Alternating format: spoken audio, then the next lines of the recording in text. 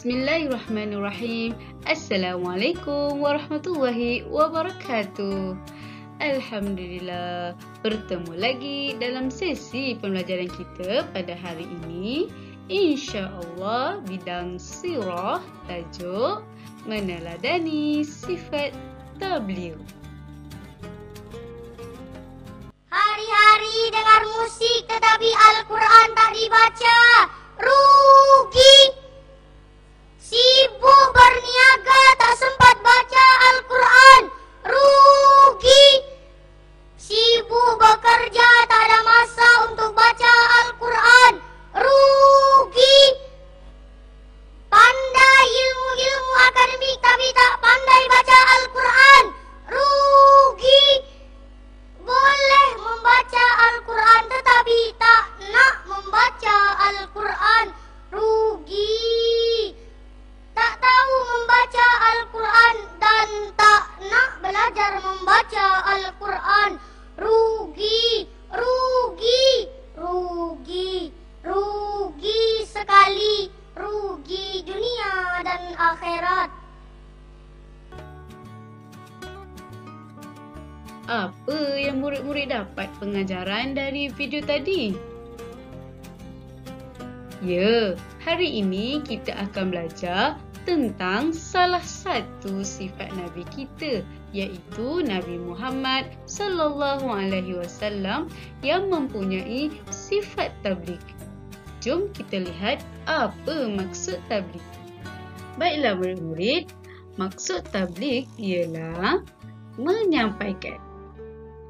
Tabligh merupakan salah satu sifat wajib yang ada pada para Nabi alaihi salam. Mereka menyampaikan wahyu yang diterima daripada Allah, kemudian menyampaikan kepada umat mereka. Contoh, Nabi Musa menyampaikan wahyu kepada Bani Israel dan Nabi Muhammad sallallahu alaihi wasallam kepada semua umat, termasuklah nabi-nabi yang lain. Nabi Muhammad sallallahu alaihi wasallam gigih berdakwah dalam menyampaikan ajaran Islam walaupun menerima tentangan hebat daripada kaum musyrikin. Jadi, kita sebagai umat Islam bertanggungjawab menyampaikan ajaran Islam kepada orang lain.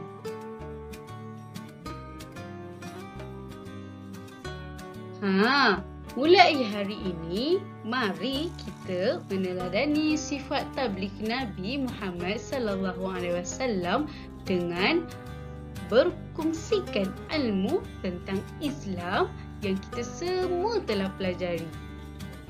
Nabi Muhammad sallallahu alaihi wasallam berpesan kepada umatnya. Siapa umatnya? Kitalah. Ballighu anni walau ayah. Riwayat Al-Bukhari. Maksudnya, sampaikan daripadaku walaupun sepotong ayat.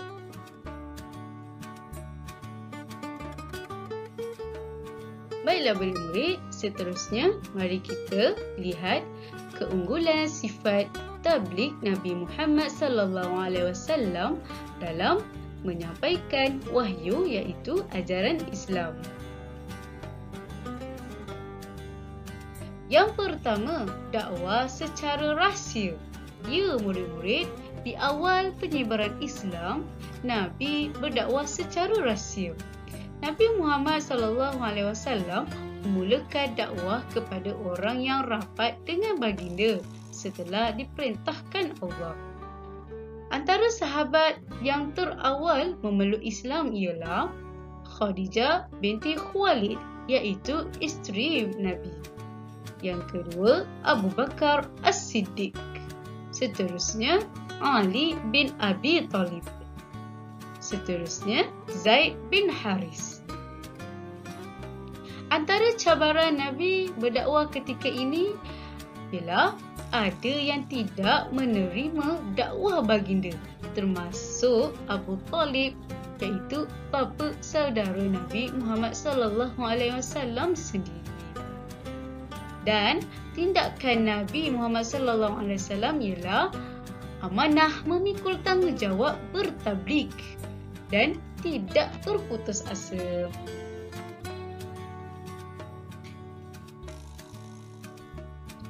Yang kedua ialah ketika peristiwa di Bukit Sofa. Nabi Muhammad sallallahu alaihi wasallam naik ke Bukit Sofa dan menyeru penduduk Mekah beriman kepada Allah. Cabaran ketika ini, kaum musyrikin sangat marah, mencaci, menghina dan memulau Nabi Muhammad sallallahu alaihi wasallam dan keluarga. Abu Lahab iaitu bapa saudara Nabi Muhammad sallallahu alaihi wasallam selalu menyakiti baginda. Tindakan Nabi Muhammad sallallahu alaihi wasallam ketika ini sangat sabar dan tenang menghadapi cabaran. Kemudian Nabi merancang strategi dakwah yang lebih meluas. Baiklah murid-murid, seterusnya Nabi menyebarkan ajaran Islam di Taif. Cabaran ketika ini, Nabi diejek, dihina dan dilontar batu sehingga cedera dan berdarah.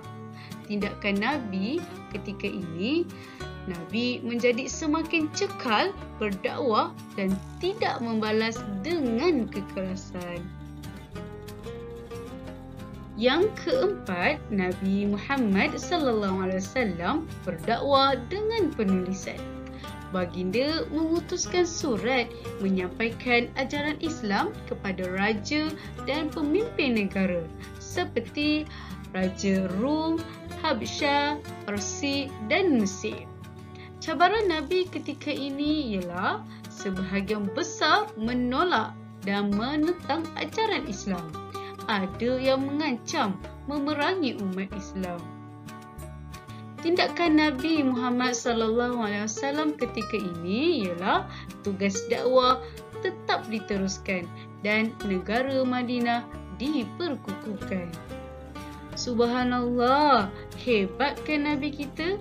Walaupun cabaran-cabaran tetap datang, Nabi tetap teruskan dakwah dan menjalankan amanah yang telah Allah berikan, iaitu menyampaikan wahyu kepada umat manusia.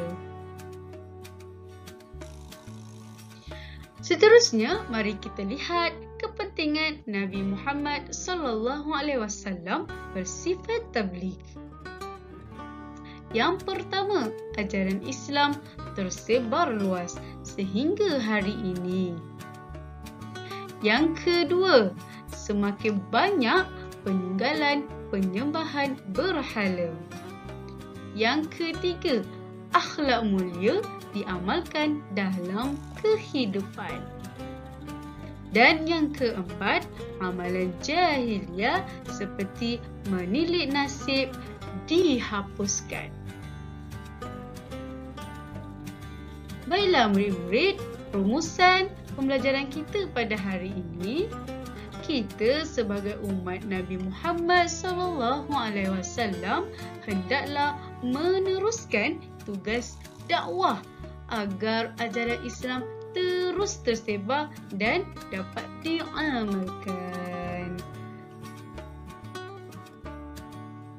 Alhamdulillah, diharapkan murid-murid dapat memahami sesi pembelajaran kita pada hari ini. Seterusnya, sila buat latihan dalam buku Aktiviti Pendidikan Islam muka surat 106 hingga 110.